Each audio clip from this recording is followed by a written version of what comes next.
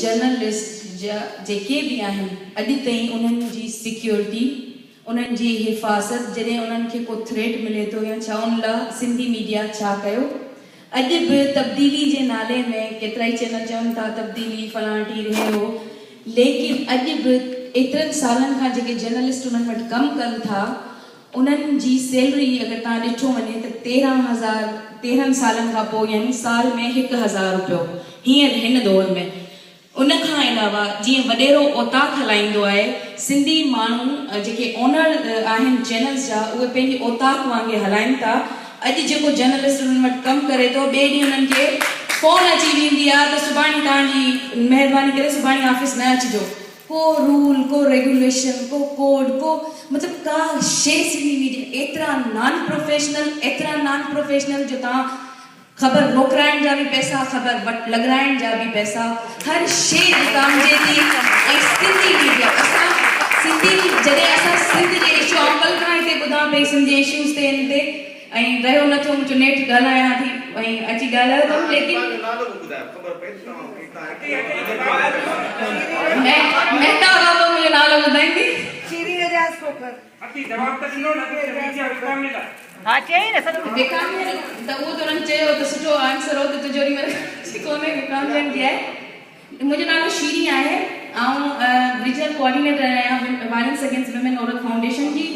हींअर as a host Sindh TV ते हिकिड़ो प्रोग्राम सोझरो जे नाले सां बि कंदी आहियां न्यूज़पेपर्स में कमु करे रही चुकी आहियां जर्नलिस्ट आहियां बुनियादी तौर ते लेकिन सिंधी जर्नलिस्ट ऐं सिंधियुनि जी जेका सिचुएशन सिंध पहिरीं असां तब्दीली ऐं रेवोल्यूशन तॾहिं ईंदो जॾहिं पंहिंजा जेके इदारा आहिनि एटलीस्ट उहे पंहिंजे सिंधियुनि जो इस्तेसाल बंदि करे उन्हनि खे जेके बुनियादी सहूलियतूं आहिनि साफ़ खे उहे ॾियनि उन खां पोइ अॻियां सहाफ़त ऐं अॻियां रेवोल्यूशन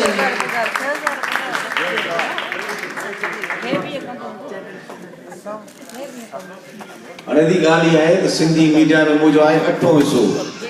मां ॿुधाए चुको आहियां 8 चैनल आहिनि जेकॾहिं मां पंहिंजी चैनल जी ॻाल्हि कयां त असांजी सूरत हाल हर गुरू अहिड़ी कान्हे जेका तव्हां हिते पिक्चर पेंट कई आहे असांजो डायरेक्टर न्यूज़ जी पघार मुनो लाख रुपया आहे असांजूं जेके ब्यूरो चीफ्स आहिनि उन्हनि सभिनी खे असां पेमेंट करण जी कोशिशि सभिनी खे पेमेंट कयूं था असांजूं ऑफिसूं आहिनि हर डिवीजनल हेडक्वार्टर ते हाणे रही ॻाल्हि इहा आहे त जेकॾहिं तव्हांखे कंहिं चैनल जो ख़राबु एक्सपीरियंस आहे त उन में उतां जो असां MBA पढ़ी आहे त उन में कल्चर ऑफ द ऑर्गेनाइजेशन ॾाढो इम्पोर्टेंट आहे उन्हनि पंहिंजे इदारे जो पंहिंजो कल्चर आहे अदी वेठी आहे मूंसां मौज असांजी अदी उहा ज़रूरु सम्झंदी जब इहा ॻाल्हि ज़रूरु तव्हांखे ॿुधाईंदी त हुनजे इदारे जो कल्चर पंहिंजो आहे त जंग जो पंहिंजो आहे त वरी ARY जो पंहिंजो आहे हर इदारे जो कल्चर पंहिंजो आहे तंहिंजे करे हर का बकरी पंहिंजे फाए टंगदी असां हुन जो हिसो कोन्ह जेके इन क़िस्म जी ज्यादा था कनि पर कजो मूंखे बि मां